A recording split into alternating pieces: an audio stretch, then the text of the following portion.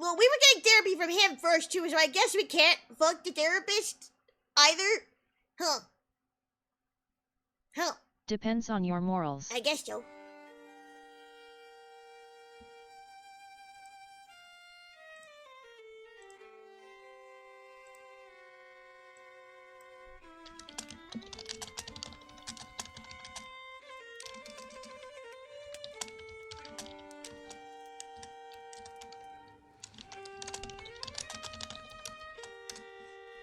I'm gonna label this DLC. And Vampire Delby.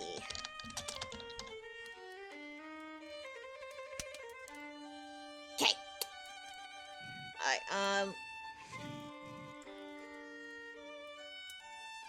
Alright, here. So, we were talking about... Uh-oh. Did it glitch again? Oh, no. So, where we last left off, apparently Andy had did some very bad things. He was back in ancient Greece or something, and, the Trojans killed his lover / blood daddy, and, he decided to make the guy who killed his hubby, live a tortured existence, like, fucking up his life wherever they went. So, yeah.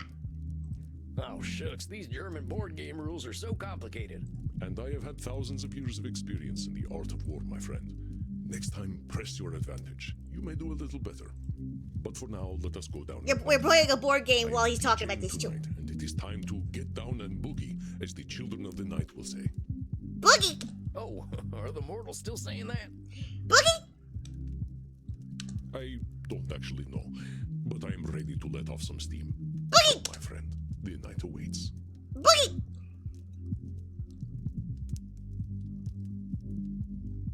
Wait, that was the end? We were so close to the end? What? Okay, Spanish Nights, here it goes.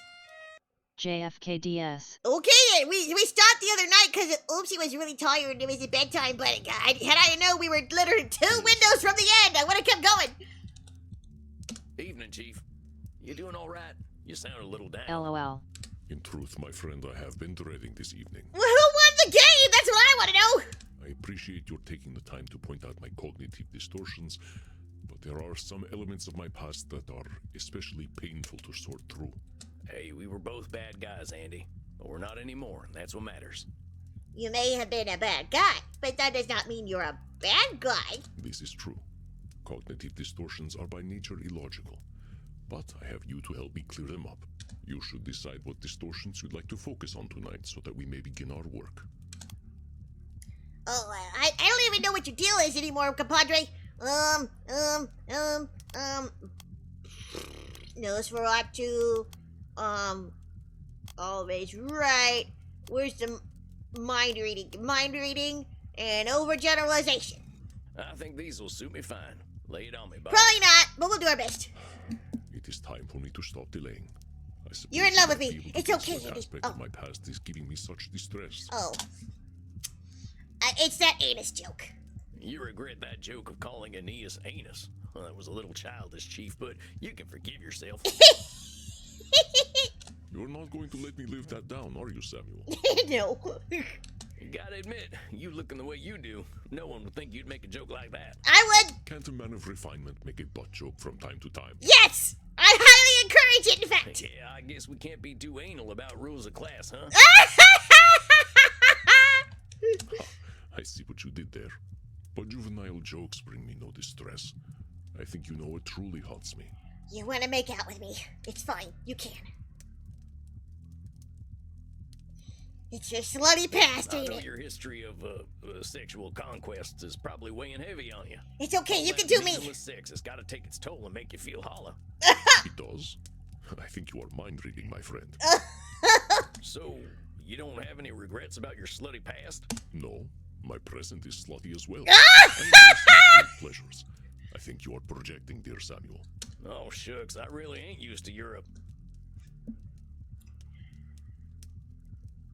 It's about all the horses you've loved. No, it's about Heinrich Kramer. You're thinking about Heinrich Kramer, ain't you? Yes.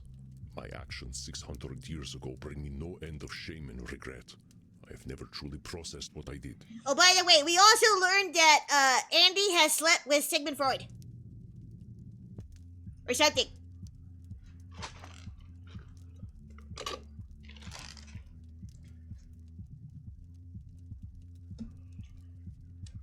And Kramer is, as we discovered, somebody who recruited our cowboy, but also apparently owns like all the medical insurance companies in the United States or something. And he's like a bad man.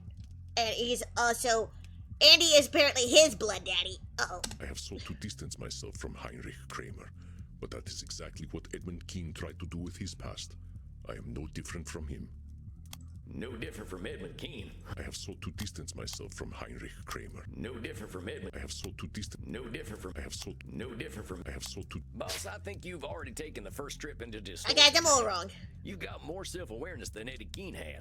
You've been doing the work for centuries. You're doing some Nosferatu thinking, saying you're in the same place as he was.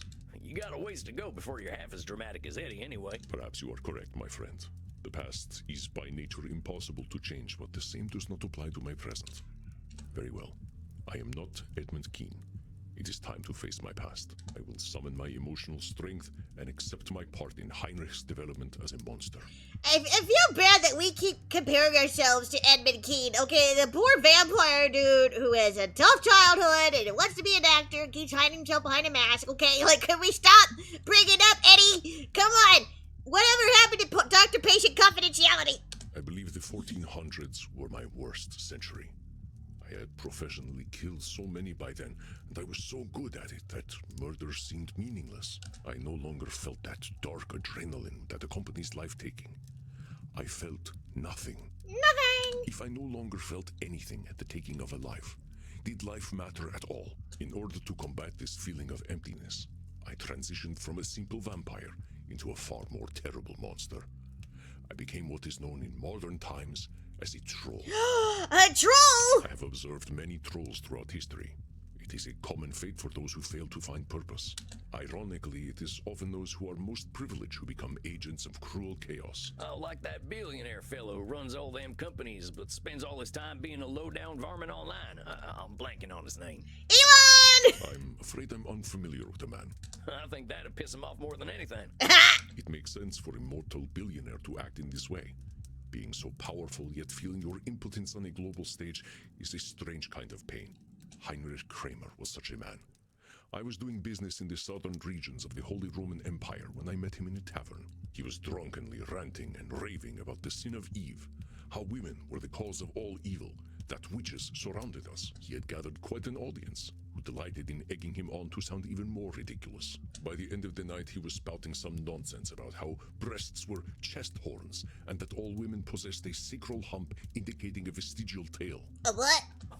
Wait, what? Was this fella serious? It was like a stand-up comedy show, but with more vomiting and misquoted Bible verses. Oh my. But I was very old already. I saw through the humor, through the true hatred beneath. I cannot believe I ever saw value in such a fallen one. I ought to be ashamed. Now hold up there, Chief. You've been a fallen one yourself, haven't you? I'd say you always had value. Heinrich Kramer's an asshole, I ain't gonna deny that. But he's a human asshole. I mean, not that he's literally a human asshole. That would be pretty gross. I understand your meaning, Samuel. You are correct. I again let my passions get the better of me. Well, that's okay, Andy. All we're doing is being aware, right? You are, of course, correct, my friend. I will continue. Heinrich was already an influential friar in the Dominican order, with ties going all the way up to the Vatican. But his hatred was childish and personal. His persecution of witches failed because he seemed entirely petty. I functioned as his mentor and press relations manager. Wait, so you were a warrior, an assassin, and a PR guy? Makes sense to me. Is it so ridiculous? Assassinations are often public relations moves. Yep. Dictators have their critics killed for professional reasons, not just personal ones. Yep. Anyway, I turned his rambling manifestos into something more grounded. We made a scholarly appeal to Pope Innocent VIII to condemn witches, and he was only too glad to issue a papal bull. What's a papal bull? A lot of bullshit. It's a memo issued by the Pope to alert Christians to new positions or doctrines of the Church. In this papal bull of 1484, the Pope condemned those who consorted with devils, incubi, That's it. and succubi, and those who cast spells. I like the way he says succubite. It does sound like a bunch of bull. Yeet. You are not the first to think so. This papal bull was largely ignored. Pope Innocent VIII was not a well-regarded pope. His name was really innocent. At this time in his life, he was a frail old man, mostly surviving on the breast milk of teenaged girls. He was far from a spiritual authority. What? Oh, yuck. I'm starting to see where the Puritans came from. The late 1400s often mirror our current times, I find. Intensely concentrated Was that power does literal? terrible things to men, especially when they feel threatened. Heinrich was intensely disappointed when this papal bull did not result in the widespread persecution of women. I encouraged him to intensify his efforts. What? Had it not been for my encouragement, perhaps the Inquisitions of the time would never have happened. It was at this time that I offered Heinrich the chance to dedicate his immortal soul to his dark work by taking it from him. Andy, you are the worst troll to ever exist. I don't want you to fuck us anymore. The supreme, delicious irony of welcoming a hateful man of the Church into eternal darkness was too tempting for me. You are the worst of the worst. Of course, he took my offer. He was all too eager to devote eternity to his hateful work. I think you need a different therapist. And just because I thought it would be funny, I told him we needed to have homosexual sex in order for the dark ritual to work. Okay, wait, that's funny. Seriously, you're a bad man. He was so eager to abandon his beliefs to indulge his hatred. Oh, jeez, Chief. You really ain't too picky about who you're getting intimate with. Goodness gracious. You are such a sweet blood, Samuel. Sex need not always be about intimacy. In this case, it was the cruel irony that gave me satisfaction. Oh, God. Heinrich took to unlife well. He dedicated himself wholeheartedly to his great book, the Malleus Maleficarum. Oh, you mentioned that before. Well, what was in this book? Here, take a look. I have an old copy. This is a manual of sorts on how to identify, persecute, and kill witches. It was a work of dark fantasy garbage, unworthy of any respect. Jeez, Andy. I feel like you ought to burn this thing. Smells like brimstone and bad news. No, Samuel. If the past does not teach us, we will be doomed to repeat it. I kept it to remind me of just how far I had once fallen. I gave him the brilliant idea of attaching Pope Innocent's papal bull to this work in order to give it legitimacy. We also fabricated an endorsement from the University of Cologne. Fact-checking was so slow back then that it would take decades to challenge the legitimacy of such an endorsement. Sounds like an election debate. You see, my friend, mortals are eager to follow instructions. Church authorities were all too willing to enforce these rules. Hold on there, boss. Maybe some mortals want to be ordered around, but there are always just as many rebels. You gotta know that by now. Of course. I am sorry. I let my emotions get the better of me. I think my current disgust for my old behavior is coloring my thoughts. But you are correct. I am overgeneralizing. You see, my belief that mortals could be controlled was validated by the clergy. I know that many, the wiser among them, ignored the Malleus Maleficarum, but many did not. And so, Heinrich became a superstar influencer. His works spread across Europe, and witchcraft, once a superstitious joke, became a very real problem to the public. Oh, my. This climate of persecution spread throughout the Holy Roman Empire, and would later fuel witch hunts even in your own country. You bastard. But even this systemic persecution was not enough to sustain me. Acceptance of radical ideas has a way of normalizing the radical, and I soon became bored of Heinrich. Wait, you helped make a witch hunting manual popular throughout Europe, and then you got bored. Oh, my gooby. A troll requires fuel to feel they matter. If a troll ceases to be radical to others, they are beings without purpose. I told Heinrich as much when I dumped him. I said that he bored me. He was a mere tool to be used. Oh, dang, Chief. You didn't think much of Heinrich after all, did you? Many spoke of mortals as insects. I felt much the same Excuse way. me. When you are more than 1,000 years old, it is easy to fall into such thought patterns. Legitimizing witchcraft was a significant accomplishment, to be sure, but its fulfillment left me feeling empty. All those poor women. When the clerical authorities began persecuting witches on their own, I felt rather left out. I wanted their persecution to happen because of me. By 1492, I had to go somewhere where I feel more effective as an agent of chaos. 1492? And there was no better place to go than Spain, specifically Granada. Are you the reason Christopher Columbus? Well, why Spain? Spain in 1492 was a mess. For more than 260 years, Granada had been a center of learning. The Muslim Nasrid dynasty ruled, but Jews and Christians were allowed to practice their religion and even rose to high positions in society. But when Ferdinand and Isabel of Castile arrived with the Spanish Inquisition, it was incompatible with the harmony that defined Granada. I smelled blood, for lack of a more apt phrase. My instincts were correct. I arrived in Granada in April. Though the stones were still stained red, its conquerors were hungrier for blood than I was. Ferdinand and Isabella had just sanctioned Christopher Columbus's trip westward in search of treasures to fund their conquest. Oh no! Hey, I know this one. In 1492, Columbus sailed the ocean blue. I have heard this poem as well, but it did something quite terrible. Do you know what it is? Spread disease and wipe out a whole bunch of people. It rhymed not and hot. Columbus didn't discover America. The natives and Columbus weren't buddies. I'm pretty sure the Native Americans and Columbus weren't pals. Indeed, Columbus brought several of them back to Spain as slaves. I doubt the few that survived were fans of his. The journey of Columbus was not a noble journey, but a savvy and cruel move by Ferdinand and Isabella to solidify their tenuous position as rulers of a unified Catholic Spain. If I could find my way into their court, I could commit such devilry. It would not be easy for a dark-skinned demon like me to worm myself into their graces, but I found a way. Let me guess. You seduced Ferdinand. Or Isabella. Or both? Samuel, I am hurt. You think I just fucked my way through history, don't you? I mean... Oh, shucks, Chief. I didn't mean nothing by it. I just saw a running theme and thought... Well, you were right.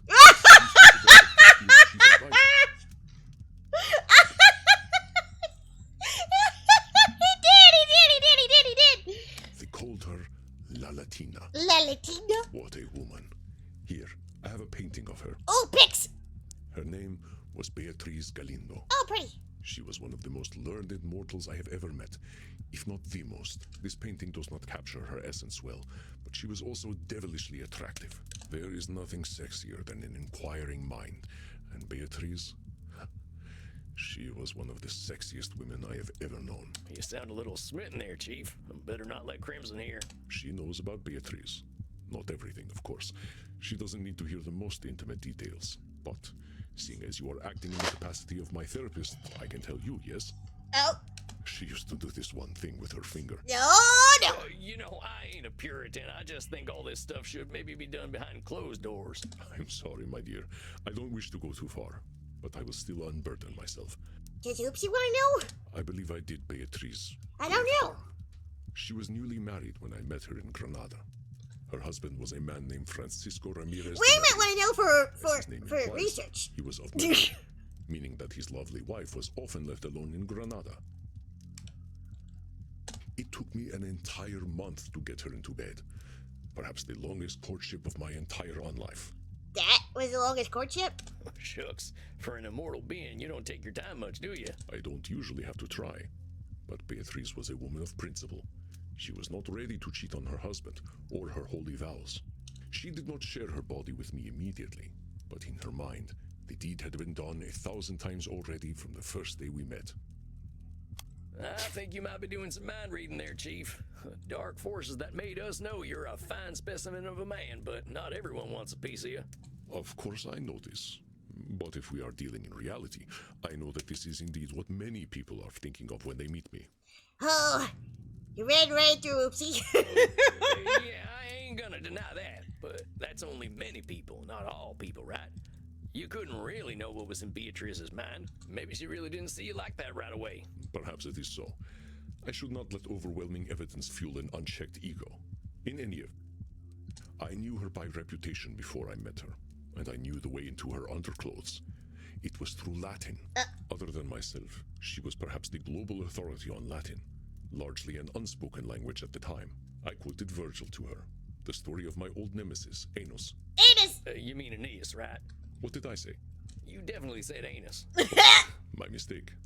Anyway, I knew I would be her match in Latin, so I told her, Nunc scio quid sit amor. Now I know what love is. She admonished me for my forwardness, but did so with a smile that she could not hide from me. With her husband in Madrid, I spent the warm Spanish evenings with her, drinking her blood and sharing thoughts of terrifying intimacy. Oh my. Oh, meaning you got up to a lot of kinky stuff. Oh my. Oh, the kinkiest. Oh! We probed each other so deeply. Do you know what we did? Tell me. Well, I can guess. We discussed Aristotle. Oh.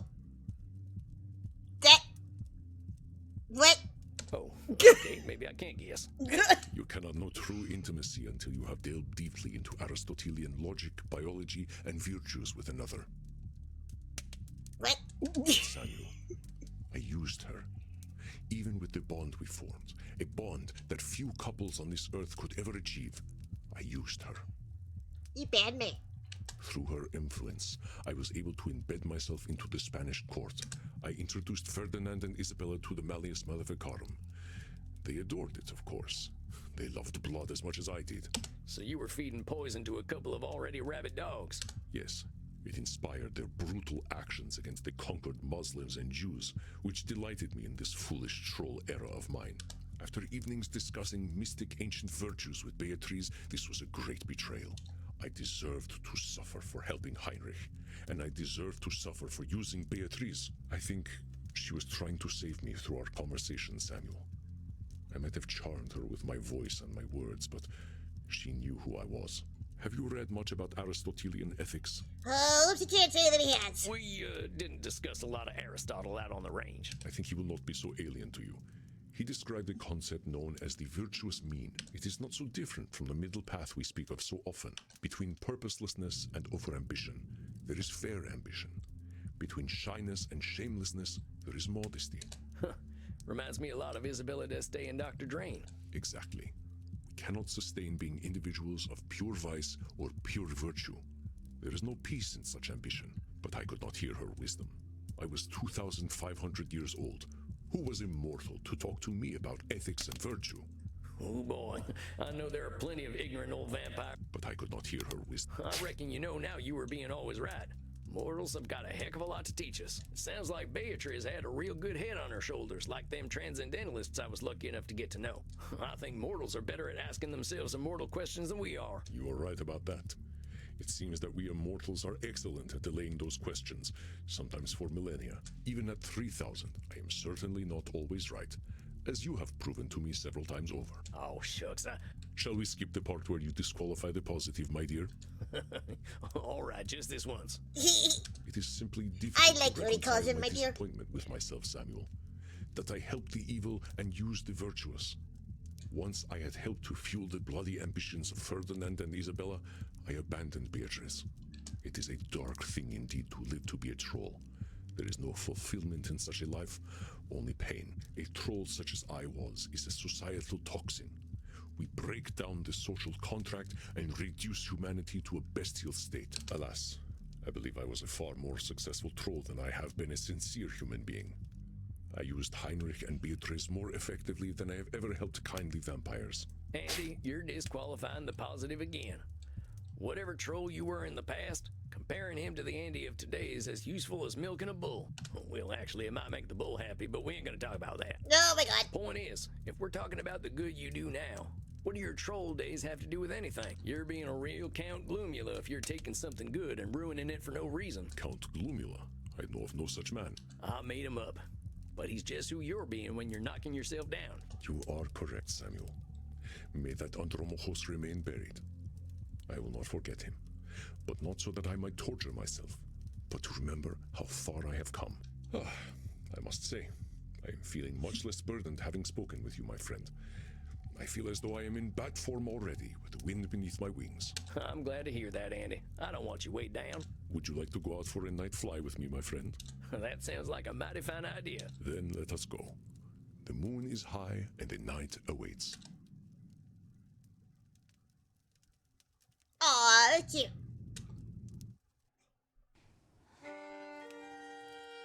Well, we did it. That's all of them.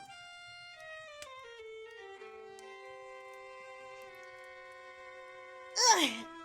Big stretches, big stretches, big stretch. Man, we're just plowing through these Oh, what should we play next?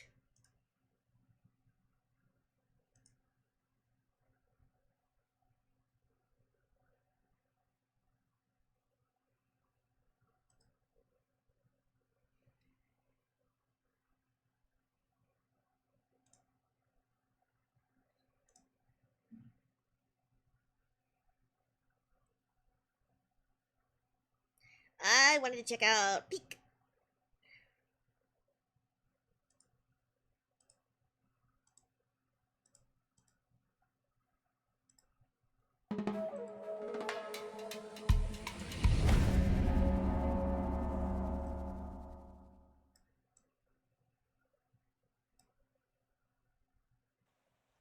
We got updates!